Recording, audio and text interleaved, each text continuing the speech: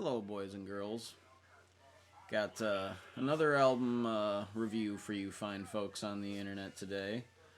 We got another fine hip hop album today for you folks. A real classic, Operation Doomsday by the late, great MF Doom. This was originally released on Fondle Em Records, Fondle in 1999. This is a 2016 limited edition stereo reissue on MF Doom's Metal Face Records, and it sounds great. Actually, I had not listened to this press at all before I did this review, so it was a really nice experience. That was a big full sound, and it's got an alternate lunchbox cover. I don't know if any of you have ever seen the lunchbox edition of the album, but this is the alternate cover that was on there.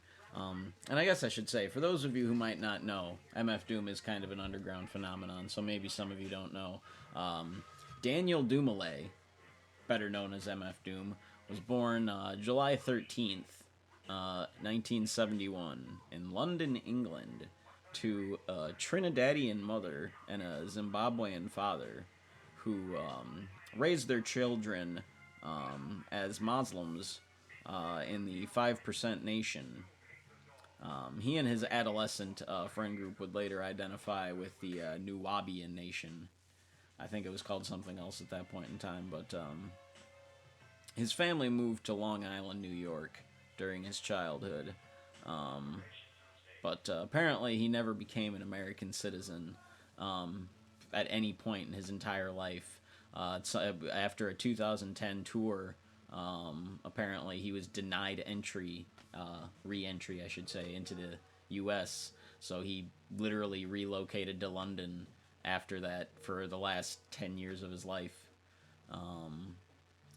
Allegedly, I read that he began DJing during elementary school, which is a hilarious thought. And he became a big fan and collector of comic books in his youth as well, which would go on to influence much of his work and the personas that he would take on over the years, as well as his overall concept of the supervillain. In 1988, under the moniker Zev Love X, Dumile formed the underground hip hop group KMD with his younger brother DJ Subrock. Their first album, Mr. Hood, was released in 1991. And I don't have that album. I've heard it. It's a great album, but I have not been lucky enough to stumble upon a copy yet. And they were working on a follow-up, Black Bastards. But after the untimely death of DJ Subrock in an automobile accident, and being dropped by their label Elektra Records, the album was shelved for 7 years. I believe it came out in like 2000 or 2001 eventually. But Dumile basically vanished from the world of hip hop, spending some time homeless, literally sleeping on benches. And around 1997, he began freestyling at open mics in the Manhattan area, and it was around this time that he developed the MF Doom character, taking on the persona that would dominate his work for, well, the rest of his life. Since releasing Operation Doomsday in 1991, Doom has put out 6 solo full-length albums under various aliases, King Ghidorah, Victor Vaughn, just Doom instead of MF Doom. And he's put out 2 live albums, 6 extended plays, and worked on collaborative albums with Madlib, the esteemed Mad Villainy album, MF Grimm, Danger Mouse as Danger Doom, Gennaro Jarrell as JJ Doom, Bishop Nehru as Nehruvian Doom, and most recently Czarface. And he's produced a series of instrumental albums, Special Herbs, which 10 volumes have been released between 2001 and 2005. So he's definitely a prolific guy. He's got quite a body of work. And though he continued to produce music, appear on features with other artists, and worked on projects into the final months of his life, Flying Lotus confirmed that they had been working on a project together. Flying Lotus, whom I actually reviewed a couple videos ago. But Doom's musical output slowed after 2018, and on December 31st, 2020, at New Year's Eve, his wife announced on social media that he had passed away 2 months earlier on Halloween 2020. In the underground hip-hop world, and the world of underground music at large, still mourns the loss. MF Doom was a one-of-a-kind artist, the gateway for many into hip-hop, and an inspiration for even more, I'd say. But on to the music of this album. Operation Doomsday, the way it's broken up on the vinyl inside, instead of being sides 1, 2, 3, and 4, it's broken up as side 0, side 1, side 2, and side 3. So you get a little bit of a different presentation that way. But side 0 opens with "The Time We Faced Doom," a sample of spoken word interludes and arguments to introduce the album. Not exactly the dynamic intro you'd expect. But, it is what it is. Doomsday begins with a superhero cartoon sample atop a playful, bouncy beat before hitting a moment of dead air that drops you into a totally different, creamy, smooth beat. Samples of vocals by Sade are used to great effect in the hook. And Doom's raps are punchy without being too powerful or in your face. Parts of the song, like the chorus, are disarmingly autobiographical, rapping about his deceased brother, his commitment to the supervillain persona, even referring to a brief stint in prison. So much metaphor and wordplay. The song really, sets the tone for the whole album as far as Doom's lyrical capacity and techniques. The next track, Rhymes Like Dimes, is probably my personal favorite track on the album. On the whole album, yeah. And it's just a real feel-good tune with a fun, lively, head-bobbing beat. More than head-bobbing, it makes you want to dance, honestly. And it's got fast raps by Doom, which, he's clearly having fun doing the song. And the bridge is sampled from James Ingram's 100 Ways, when it just melts me every time I hear it. It's very, very great sample. The spoken outro by DJ Cucumber Slice never fails to elicit a smile. And, there are plenty of times I've played this song for people that have never heard it before, and they just start cracking up. With the fake ending, we tricked you, buttery biscuits, applesauce. What am I supposed to say at the end of the song? So yeah, it's a great song. It's timeless, good goofy fun. The next track, The Finest, is a bit of a harder beat with a couple different features from Tommy Gunn and Megalon. A good song, but I confess I don't have too much to say about it. I do like the beat, though. Back in the Days is another skit, like the opening track, that sounds sourced from a superhero cartoon, like some 60s Marvel cartoon. And side 0. Side 1 kicks into gear with Go With The Flow, a regular head-bobbing beat, in which Doom makes reference to his Monsta Island Czars crew, a rap crew that he's often collaborated with under the persona of King Ghidorah, one of his many alter egos. And it's a really good song. And he also throws out reference to his sometimes collaborator MF Grimm. The next track, though, "Tick Tick," is another one of the. It's one of the weirder beats on the album. I like this track a lot. It's one of my favorites. It actually samples "Glass Onion" by the Beatles, and is consistently falling in and out of time as they rap over it. MF Doom and MF Grimm, mostly Grimm, drop some appropriately unnerving rhymes to accompany the beat. Definitely one of the more unique tracks. There's a surprising amount of theological lyrical content. But it's very interesting. And a special shout out to Grimm's lyric, "Chop that ass in half like Obi-Wan Kenobi." Love my Star Wars. Red and Gold, the next track, has a beat that reminds me of The Finest, the track from side one.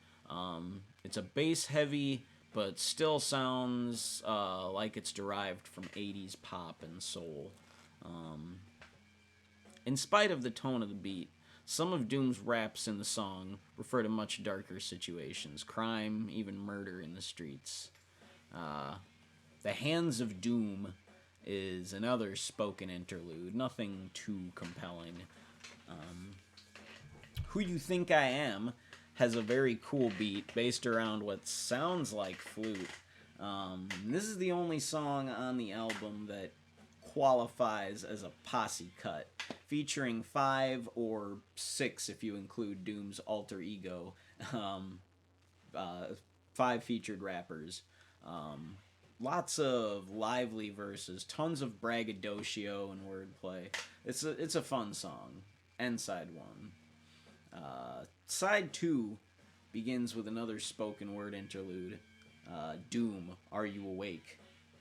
Again, sounds sampled from superhero cartoons, like some 60s Marvel thing or something like that. But it sets the stage for Doom's supervillain origin, disfigured face and all, with the mask. Hey is a classic Doom track. It actually samples the new Scooby-Doo movies theme song. And Doom spits confident verses and references his Monster Island Czars again, as well as Raekwon. He gets a shout out. A long instrumental segment concludes the song. The next track, Operation Greenbacks, starts with a groovy, soulful vocal sample before Doom starts riding the beat with just the right ratio of bounce to the ounce, if you pick up what I'm putting down. Megalon drops a solid verse as well. But the next track, The Mic, also begins with a soulful vocal sample, but is a much less interesting beat overall, honestly. But it's still a good song. Doom mostly rhymes about love interest, and there's a great line about how you find out who's your man's when you broke. I love that. The next track, The Mystery of Doom, is another spoken word skit, sampled again, presumably from some Marvel 60s superhero cartoons. Cool beat in the background, though. And side 2. Side 3 begins with Dead Bent, another classic Doom track. Stellar sample of Always by Atlantic Starr. I love how Doom takes a love song and turns it on its head, bringing the vibe to a hip-hop song like this. One of my favorites on the album. Feels too short, honestly. Gas Draws is a cool beat with really solid bars from the supervillain. Pardon me. In the second verse, he again gives tribute, to his younger brother, DJ Subrock, spitting a line that I think is great. To my brother Subrock and Black Jew, I cracked brew for 2 more, 3 men, 2 up. I hit the brew up like nobody knows how X the Unseen feels. One of the many deceivingly honest lyrics of the album. Referring to X the Unseen, that's obviously his previous hip-hop persona, Zev Love X. But, you can you can definitely tell that the recurring theme of the loss of his brother is an important subject. The next track, Questions, is another Stone Cold Doom classic. Soulful and funky beat, Doom drops film and television references from Rain Man, Hardy Boys, Nancy Drew, Star Trek, to Ferris Bueller's Day Off. Mostly he rhymes again about his deceased brother. Clearly, like I said, an important subject for him to process with his music. And Hero versus Villain is an epilogue of mostly superhero cartoon samples. A sputtering hip hop beat stumbles out from the samples as a spoken narration discusses the supervillain. And another sample of spoken arguments reminiscent of those that open the album emerge to close it. And side 3. So, I guess, final thoughts. There's so many layers to every song on this album. Even just the, interlude and skit tracks that they have so much going on that, there's no way the whole album can be dissected with just one listen. Doom's raps are so packed full of references and wordplay that even 10 plus years after discovering this album, I still notice new things or find I understand the meaning or references of certain lines much deeper than I had prior. One amazing quality of the album is the fusion of fantasy with reality. The line between which lyrics are Doom embodying his supervillain persona and which are him actually detailing the real experiences of his life is sometimes blurry. And his storytelling sometimes drifts into stream of consciousness rants, which can then drift into sarcastic wordplay. His verbal versatility is arguably a greater asset to Doom than the supervillain persona he embraces and all the conceptual possibilities that alone opens. Elements of his delivery, even, there's songs where he switches between, rapping and singing, mostly to make reference to the song he's sampling, like in Dead Bent, and he's basically singing along with the Atlantic Star, and ends with, I will rock this microphone for always, or, a quick throwback line like in Gas Draws, nobody knows, which is, obviously, he completely changes the tone for that line just to kind of reference, nobody knows the trouble I've seen, so it's all these very little creative references and throwbacks. So many songs on the album as well, they're based in samples of late 80s and early 90s quiet storm, soul, and funk ballads that, give such emotional undertones to a lot of the album. That being said, there are a lot of hard raps and banging beats, but they're definitely throughout a lot of it is a prevailing kind of quiet storm, to use that phrase. But Doom, with this album, definitely paved the way to a new road for hip-hop, bringing a wild imagination, lyrical versatility, conceptual creativity, and a whole lot of fun. Throughout the listening experience, it is a fun listen, which, is incredible considering the pain and suffering that led up to the genesis of this phase of Doom's life and career. I suppose along with those hardships obviously must have come great personal strength since he, got through it and was able to create something so unique and still acclaimed to this day out of it. Operation Doomsday is, it's commonly hailed as one of the most influential hip-hop albums of the late 90s, if not all time. It was positively, if quietly, received upon its release, and over the years has accumulated an enormous following and has definitely achieved a cult status of sorts. It's not my personal favorite Doom album from start to finish, as the skits do kind of get a little tiring, but a few of my all-time favorite songs are on the album. Doomsday, Rhymes Like Dimes, The Finest, Tick Tick, Dead Bent, Gas Draws, Questions, all 5-star songs in my opinion. And like I said, this edition that I have here is the 2016 Metal Face Records reissue. I also have the 2011 Metal Face Records CD with another alternate cover yet. This edition has a bunch of instrumentals and alternate, like, single 12-inch, mixes of some of the songs. Here's the back of the record.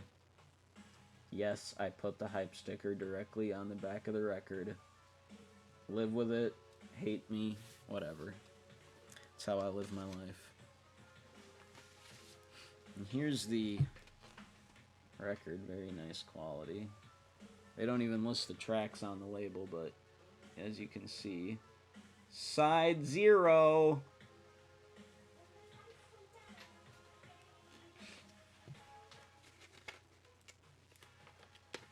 And it comes with a poster as well.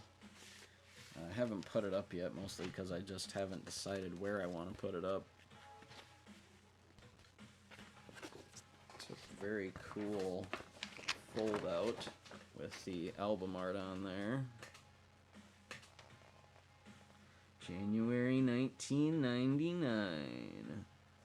Operation Doomsday came to destroy R.I.P. Or MF Doom came to destroy R.I.P., whichever way you want to think about it.